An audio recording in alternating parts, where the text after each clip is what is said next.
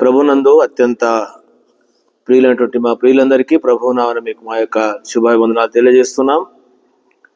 ఈ దినమున మన యొక్క బైబిల్ పఠనము పరిశుద్ధ గ్రంథం బైబిల్ను ఆధారం చేసుకుని ప్రసంగి గ్రంథము 7:8 వచ్చిన ప్రకారం కార్యారంభం కంటే కార్యాంతము మేలని ఈ యొక్క వాక్యము ద్వారా యోవేలు గ్రంథము ఈ దినమున కూడా రెండో అధ్యాయము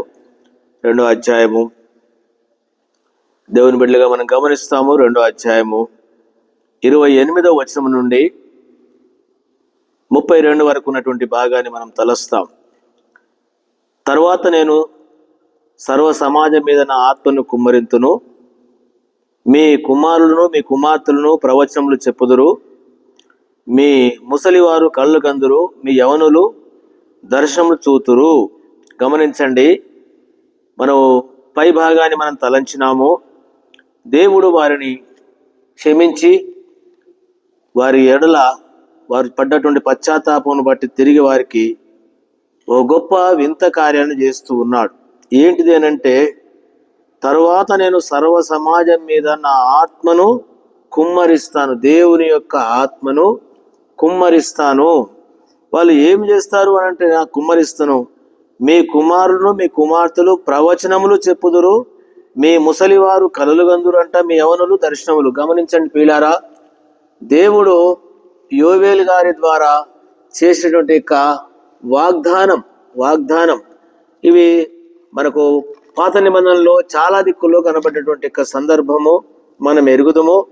54వ అధ్యాయము యెషయా గ్రంథము 54:13 నీ పిల్లలందరూ యెహోవా చేత ఉపదేశమునందుదురు, నీ పిల్లలకు అధిక విశ్రాంతి కలుగును. గమనించండి, ఏం చేయబడుతుంది అనంటే, నీ పిల్లలందరూ కూడా ఉపదేశం పొందుతారు.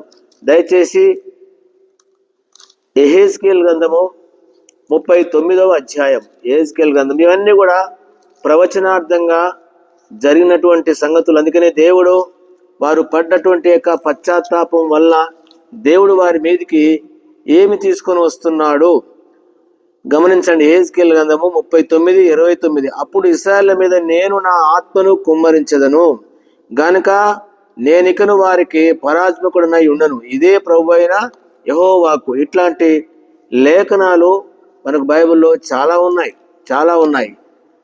ఇదే సందర్భంగా జకర్యా గ్రంథము 12వ అధ్యాయంలో కూడా ఈ విధంగా రాయబడి ఉంటున్నది. జకర్యా గ్రంథము 12వ అధ్యాయంలో దేవుని యొక్క బిడ్డలారా గమనించండి, జకర్యా గ్రంథం 12:10 ఈ విధంగా రాయబడి ఉంటుంది. దావీదు సంతతి వారి మీదను యెరూషలేము నివాసుల మీదను కరుణ నొందించు ఆత్మను విజ్ఞాపన చేయు ఆత్మను నేను కుమ్మరింపగా, వారు తాము పొడిచిన నా మీద దుష్టుంచి ఒకడు తన ఏక కుమారుని విషయమై దుఃఖించున్నట్లు, తన జ్యేష్ఠపుత్రుని విషయమై ఒకడు ప్రలాపించినట్లు అతని విషయమై దుఃఖించుచు ప్రలాపింతులు. ఇది ప్రవచనాదు వంటి విషయం. దేవుడు తన ప్రజల మీద తన యొక్క ఆత్మను కుమ్మరిస్తాను అంటాడు. ఇది మనకు నూతన నిబంధనలో అపోస్తుల కార్యములు 2వ అధ్యాయము గమనించండి. 2వ అధ్యాయం ఇది ప్రవచనార్థంగా యేసుక్రీస్తు ప్రభువారు భూలోకంలోనికి మానవుడిగా జన్మించి సర్వమానవాళి యొక్క పాప పరిహారార్థమైన శిలువలో చనిపోయి సమాధి చేయబడి తిరిగి 3వ నాడు లేచి, అప్పటికి 50వ రోజు మొదటి వచనము అపోస్తుల కార్యం 2 పెంతెకోస్తు పండుగ దినం వచ్చినప్పుడు ఒక చోట కూడి ఉండగా, అప్పుడు వేగంగా వీచు బలమైన గాలి వంటి ఒక ధ్వని ఆకాశం నుండి అకస్మాత్తుగా వారు కూడి ఉన్న ఇల్లంతయు నిండెను.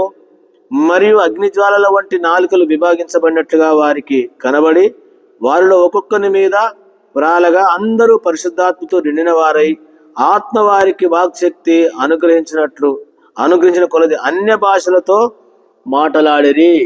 దీని గురించి ప్రజలు విభ్రాంతి నొందినారు.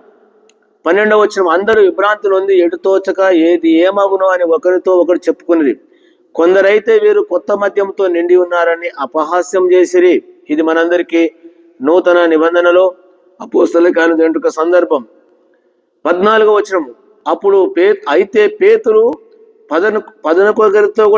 పదునొకరితో కూడా లేచి నిలిచి బిగ్గరగా వారు తిట్లాను, యూదయ మనుషులారా, యెరూషలేములో కాపురమున్న సమస్త జనులారా, ఇది మీకు తెలియనుగాక. చెవియొగ్గి నా మాట ఆలకించుడి. మీరు ఊహించినట్లుగా వీరు మత్తులు కారు, పొద్దుబడిచి జామైన కాలేదు. యోవేలు ప్రవక్త ద్వారా చెప్పబడిన సంగతి ఇదే, ఏమనగా అంత్య దినములందు నేను మనుషులందరి మీద నా ఆత్మను కుమ్మరించదను. మీ కుమారులు మీ కుమార్తెలు ప్రవచించెదరు. మీ యవనులకు దర్శనములు కలుగును. మీ వృద్ధులు కలలు గందురు. చూసినారా, మనం ఇంత ముందు కూడా అక్కడ చూస్తూ వచ్చినాం. ఆ దినముల్లో నా దాసుల మీదనో నా దాసురాండ్ల మీదనో నా ఆత్మను కుమ్మరించదను గనుక వారు ప్రవచించెదరు.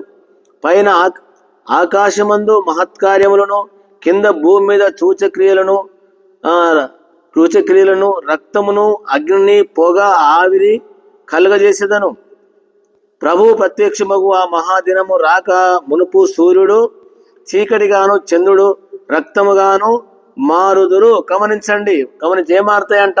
ఇవి కూడా మనకు ప్రవచనార్థంగా జరిగినటువంటి యొక్క సందర్భాలండి. కాబట్టి గమనించండి, మత్తయి సువార్త 24వ అధ్యాయములో 29లో ఈ విధంగా వ్రాయబడి ఉంటుంది. 24, ఎందుకంటే ప్రభు యొక్క రాకడి దినాన్ని గురించి యొక్క సంగతులను గురించి కూడా చెప్తూ ప్రభు ఈ విధంగా చెప్పినటువంటి సందర్భం.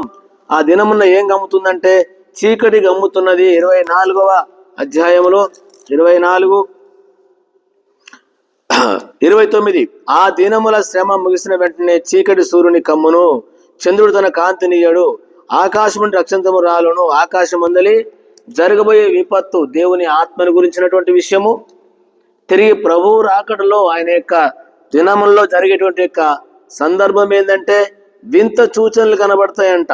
వింత సూచనలు, ఒకటి దేవుని ఆత్మ కుమ్మరింపు, తిరిగి ప్రత్యక్షమగు మహాదినం రాకము సూర్యుడు ఏమైపోతాడంట? చీకటిగా మారుతాడు అంటాడు. చీకటిగా మారుతాడు. మార్క్స్ వార్తలో కూడా 13వ అధ్యాయము దయచేసి గమనించండి. ఇవన్నీ కూడా ప్రవచనార్థంగా దేవుడు వారి పక్షంగా చేసేటువంటి యొక్క సందర్భాన్ని గురించి మనకు వ్రాయబడిన యొక్క సంగతులను మనము చూస్తూ ఉన్నాం. 13వ అధ్యాయము 24వ వచనం, మార్క్స్ వార్త 13:24, ఆ దినముల్లో ఆ శ్రమ తీరిన తర్వాత చీకటి సూర్యుని కమ్మును, చంద్రుడు తన కాంతినియడు, ఆకాశం నుండి నక్షత్రములు రాలును. ఆకాశం అనే శక్తులు ఇంత ముందు కూడా మనం చూస్తూ వచ్చినాం. ఇంత ముందు కూడా చూసినాం. అందుకనే రెండు విషయాలు ఇక్కడ మనం ఎరగాల.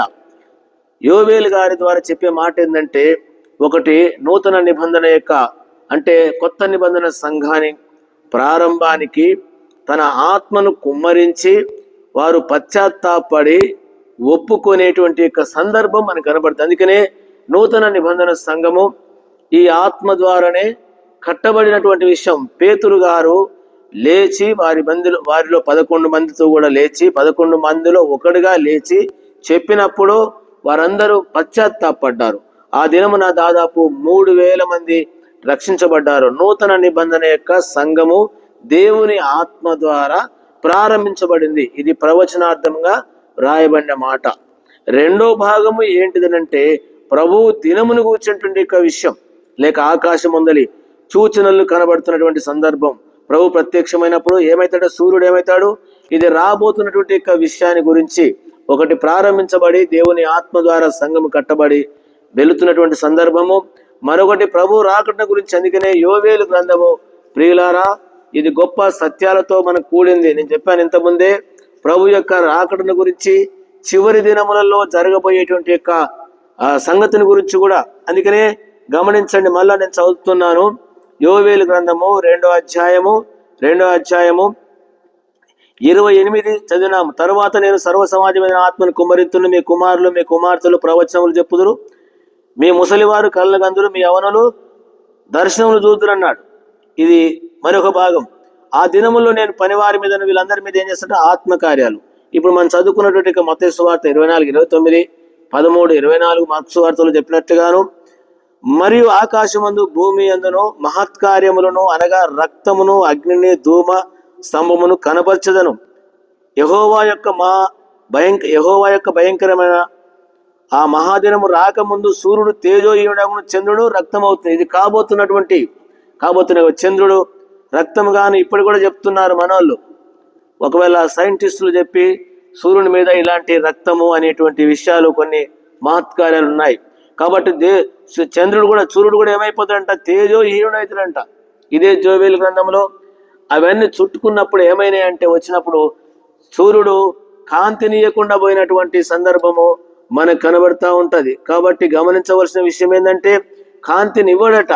కాంతినివ్వడం సందర్భం నేను ఇంతకుముందు కూడా నేను మీకు గుర్తు చేసినాను.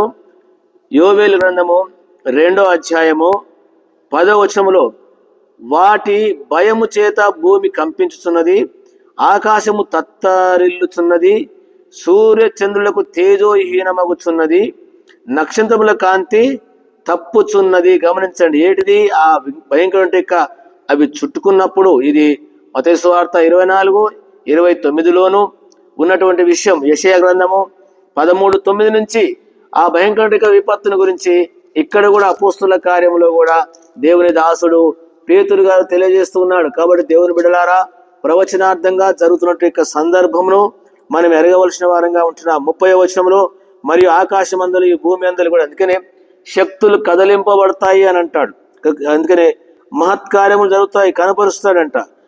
31వ వచనం, యెహోవా యొక్క భయంకరమైన ఆ మహాదినము రాకముందు సూర్యుడు తేజోహీనుడగును, చంద్రుడు రక్తం అవుతాడు కాబోతున్నటువంటి విషయం.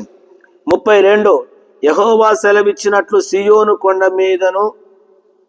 మీదను యెరూషలేములోను తప్పించుకున్న వారందరూ శేషించిన వారిలో యెహోవా పిలుచువారు కనబడుదురు. తప్పించుకున్నటువంటి వారు ప్రకటన గ్రంథం 9వ అధ్యాయంలో ఎవరైతే దాన్ని ముద్ర వేసుకోకుండా దేవుని కొరకు తప్పించబడినటువంటి వారుగా ఆ భయంకరటువంటి ఆ లోక పద్ధతిలో నుంచి ఎవరైతే వాళ్ళు జాగ్రత్త పడ్డారో ఆ తప్పించబడ్డ వాళ్ళు తప్పించుకుంటారు. ఇక్కడ ఈ దినంలో కూడా దేవుని బిడ్డలారా, మనం ఆ భయంకర దినాన్ని తప్పించుకోవాలంటే ఇప్పుడే మనము దాన్ని సరి చేసుకోవాల్సిన వారంగా ఉంటున్నాం. శేషించిన వారిలో యెహోవా పిలుచువారు కనబడుదురు. ఆ దినమున యెహోవా నామమును బట్టి ప్రార్థన చేయి వారందరూ రక్షించబడతారు. ఎవరైతే ప్రార్థనకనే ప్రభు నామమును బట్టి అపోస్తుల కార్యములు 2వ అధ్యాయంలో కూడా ఈ విషయము దేవుని దాసుని ద్వారా తెలియపరచబడిన సందర్భము మనకు కనబడతా ఉంటుంది. గమనించండి, 2వ అధ్యాయంలో దేవుని యొక్క ఆత్మను కుమ్మరిస్తాను అని చెప్పినటువంటి నామం 21వ వచనం 2:21, 20 నుంచి కూడా ఏముంటదంటే ప్రభువు ప్రత్యక్షమగు ఆ మహాదినము రాక మునుపు సూర్యుడు చీకటిగాను చంద్రుడు రక్తముగాను మారుదురు. అప్పుడు ప్రభువు నామమును బట్టి ప్రార్థన చేయు వారందరూ రక్షణ పొందుదురు అని దేవుడు చెప్పుచున్నాడు. ఇక్కడ దేవుని దాసుని ద్వారా దేవుని ఆత్మ ద్వారా చెప్పబడుతుంది. అందుకనే ఆది అపోస్తల యొక్క సంఘము 2వ అధ్యాయం 42 ప్రకారము వీరు అపోస్తల బోధ యందును సహవాసమందును రొట్టె విడుచుట యందును ప్రార్థన చేయుట యందును ఎడతెగక ఉండిరి. ఎందుకనంటే ప్రభువు నామమును బట్టి ప్రార్థన చేయి వారందరూ రక్షించబడతారు. అందుకనే దేవుని బిడ్డలారా, ప్రార్థన పోగొట్టుకోవాకండి. పశ్చాత్తాపమైన ప్రార్థన వారి జీవితాలను మార్చింది. పశ్చాత్తాపంతో కూడిన నిజమైన ప్రార్థన ఆ రాబోయే ఉగ్రత నుంచి, ఆ భయంకర విపత్తు నుంచి తప్పించబడుతుంది. అందుకొరకనే ఈ మాటలు జ్ఞాపకం పెట్టుకొని యోవేలు గ్రంథము ఎంతో ప్రాముఖ్యమైన సత్యాలను మనకు తెలియజేస్తుంది. అదేవిధంగా దేవుని యొక్క ఆత్మను పొందినటువంటి మనం, దేవుడు సంఘానికి ఆత్మ ఇచ్చినాడు. అందుకనే అపోస్తుల కార్యం 2వ అధ్యాయంలో మనకు ఆ విషయం రాయబడి ఉంటుంది. 2వ అధ్యాయంలోనే ఉంటుంది ఆ మాట. ఎందుకంటే దేవుని యొక్క ఆత్మ వారి మీదకి వచ్చినట్టుగా మనం చూడగలం. గమనించండి, 40వ వచనం, ఇంకను అనేక విధములైన 38లో మీరు మారు మనసు పొంది పాప క్షమాపణ నిమిత్తము ప్రతివాడు యేసుక్రీస్తు నామమున బాప్తిసం పొందుడి, అప్పుడు మీరు పరిశుద్ధాత్మను వరం పొందుతారు. సంఘానికి దేవుడి చుట్టూ వరము వాగ్దానము. ఈ వాగ్దానము మీకును మీ పిల్లలకును దూరస్తులందరికీ మనగా మన ప్రభు అయిన దేవుడు తన యొద్దకు పిలిచిన వారందరికీ చెందుతుంది. ఇంకను అనేక విధములైన మాటలతో సాక్ష్యం ఇచ్చి మీరు మూర్ఖులకు ఈ తరం వారికి వేరై రక్షణ పొందండి. అతని వాక్యం అంగీకరించిన వారు బాప్తిసం పొందిరి. అది 3,000 మంది. వీరు దేవుని యొక్క ఆత్మను కలిగినటువంటి వారు. కాబట్టి యోవేలుగా ప్రవక్త ద్వారా ఏదైతే తన బిడ్డల మీద ఆత్మ కుమ్మరిస్తానో వాళ్ళు ప్రవచిస్తారు, వారు ఉంటారని చెప్పినాడో ఆ ఆత్మను దేవుడు సంఘానికి, దేవుని బిడ్డలకు మనకిచ్చినాడు. ఆ ఆత్మను పోగొట్టుకోకుండా ఆత్మ ముద్ర కలిగి ఆ ఆత్మతోనూ ఆత్మీయంగా మనం ఆయన కొరకు మనం జీవించుదాం. ఆత్మను పోగొట్టుకోకుండా దేవుని ఆత్మ కలిగి జీవిస్తాం. అందుకనే యోవేలు గ్రంథములో ప్రభు నామమును బట్టి ఎవరైతే దేవుని యొక్క ఆత్మీయత కలిగి దేవుని వాక్యానుసారంగా సంఘములో ఉంటూ ప్రార్థన చేస్తూ ప్రభు కొరకు నమ్మకంగా జీవిస్తారో వారు రాబోయే విపత్తు నుంచి తప్పించబడతారు, దేవుని రాజ్యంలో దేవుని సన్నిధిలో ఉంటారు. లేకుండా ఆ విధంగా గ్రహింపు లేకుండా లోకంలో ఇష్టానుసారంగా జీవిస్తే ఈ యొక్క దేశానికి వచ్చేటువంటి విపత్తు కావచ్చు, ఆ శిక్షకు గురవుతారు. కాబట్టి ఆ విధంగా మనము గురి కావద్దని ఈ మాటలు యోవేలు గ్రంథము 2వ అధ్యాయము 28 నుంచి మనము 32 వరకు చదివినటువంటి భాగమును బట్టి తప్పించుకొని శేషించిన వారిలాగా మనం ఉండి ఆ దినమున ఆయనకు ప్రార్థన చేయవారు రక్షించబడతారని ఆ రక్షించబడేటువంటి దినములు. అందుకనే ప్రభువు నామను బట్టి చెప్పే మాట ఏంటంటే, ప్రభు కూడా చెప్పినాడు 24వ అధ్యాయంలో, అంతం వరకు సహించిన వాడే రక్షింపబడును అని చెప్పేసి. కాబట్టి మన రక్షణ మనం పోగొట్టుకోకుండా చివరి వరకు దేవుని వాక్యమును ఎరిగి ఆ వాక్యానుసారంగా మనం జీవించి ఆ విపత్తు నుంచి తప్పించబడి ప్రభు యొక్క రాకడ రక్షించబడదాం. ప్రభు అందుకొరకనే మనల్ని పిలిచినాడు. ఈ విషయాన్ని మనం ఎరిగి ప్రభు కొరకు ఆ విధంగా జీవిస్తాం. ప్రభు మనకు ఆ విధంగా సహాయపడును గాక. ప్రియమైన తండ్రి, బాగా దీవించమని నీ కొరకు ప్రార్థన ప్రభు నామను బట్టి ప్రార్థన చేయి వారందరూ లోకానికి రాబోతున్న విపత్తు ఉంది. సూర్యుడు తేజయుడవుతున్నాడు, చంద్రుడు రక్తంగా మారుతున్నాడు, ఆకాశ నక్షత్రాలు లాలుతున్నాయి. కాబట్టి ఇవన్నీ రాబోయే దినాల్లో ఉన్నాం. యోవేలు గారు చెప్పినట్లు మేము వాటి తప్పించబడి నీ కొరకు రక్షించబడేటువంటి బిడ్డలుగా మమ్మల్ని అందరినీ సిద్ధపరచమని వాక్యం ఉన్నటువంటి వారి కూడా కృప చూపని వందనాలు చెల్లిస్తూ యేసునామమున ప్రార్థన వేడుకుంటున్నాను తండ్రి, ఆమేన్. మన తండ్రి దేవుని యొక్క ప్రేమ, మన ప్రభువైన యేసుక్రీస్తు వారి కృప, పరిశుద్ధాత్మ సహవాసం చేరిన మనందరికీ ఇప్పుడు ఎల్లప్పుడు సదాకాలం తోడై ఉండును గాక. ఆమేన్. మీ అందరికీ ప్రైజ్ లార్డ్.